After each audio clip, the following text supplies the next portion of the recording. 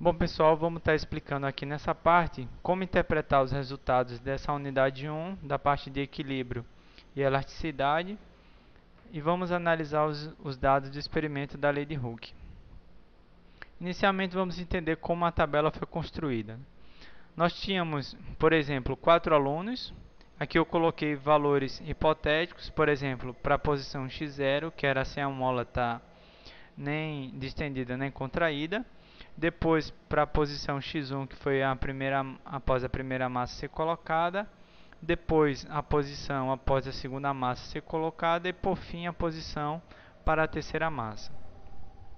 A gente vai então tomar agora o valor médio. Como é que a gente vai fazer isso? O valor médio de x0 vai ser então esses 4 valores dividido por 4, como está expressado aqui. Então, o cálculo do valor do médio para o x0, por exemplo, vai ser somar 10,52 mais 10,55 mais 10,58 mais 10,49 e dividir por 4, dando aqui então 10,54. Você põe aqui esse resultado e repete esse mesmo cálculo para x1, x2, coloca aqui o seu valor, e x3, coloca aqui o seu valor médio. Depois a gente vai calcular os erros, que na verdade são os cálculos das incertezas estimadas, que é somar, aqui essa representação é a soma desse índice, que vai no caso aqui de 1 até n, até 4, nosso n é igual a 4, que foram os 4 alunos que fizeram a medida.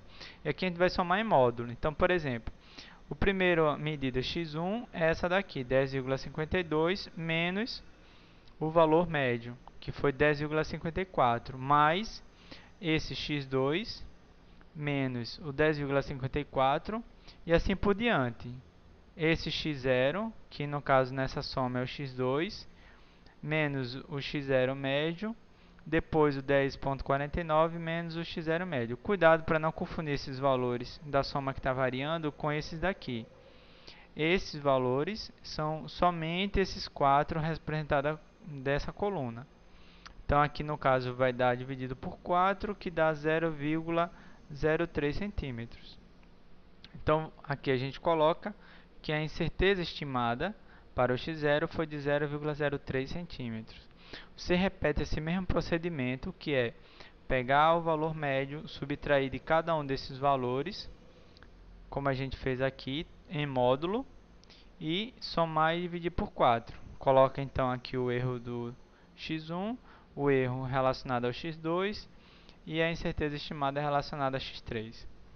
Feito isso, a nossa tabela 1 está completa. Vamos agora partir para a próxima tabela, que é o que está no roteiro chamado de tabela 1, que é calcular agora a força e as demais grandezas necessárias para entender a lei de Hooke.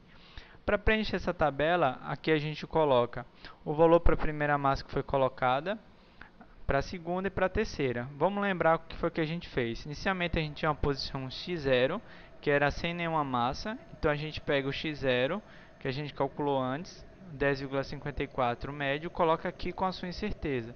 Foi mais ou menos 0,03. A gente repete porque esse x0 não vai mudar, que é a posição da mola sentada estendida.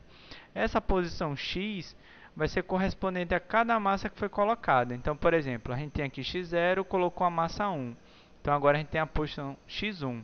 E pela tabela que a gente calculou antes, que a gente tinha chamado de tabela 1, esse x1 ele vai ser, então, 12,33 mais ou menos 0,16. A gente coloca, então, aqui o seu valor.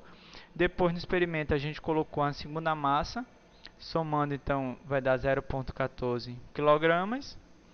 E a gente, então, tomou a posição x2, que calculada foi 14,28, mais ou menos 0,18. Coloca aqui. E, por fim, a posição x3.